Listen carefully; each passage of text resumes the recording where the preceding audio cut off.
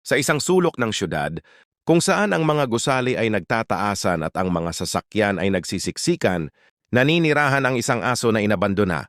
Siya ay isang maliit na asong kalye, may kulay kayumangging balahibo at mga matang malungkot. Walang pangalan, walang tahanan at walang alam kung saan pupunta.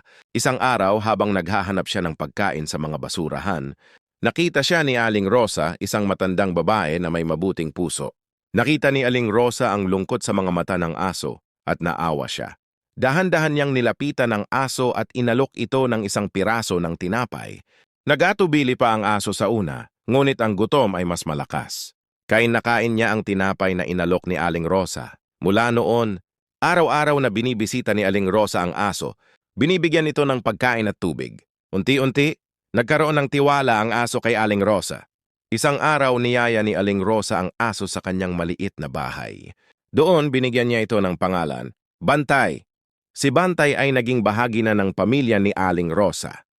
May mainit na tahanan na siya, masarap na pagkain, at higit sa lahat may pagmamahal. Nawala na ang lungkot sa kanyang mga mata. Napalitan ito ng saya at pag-asa. Ang dating inabandona at malungkot na aso ay naging isang masayang aso na may isang tahanan at isang pamilya na nagmamahal sa kanya.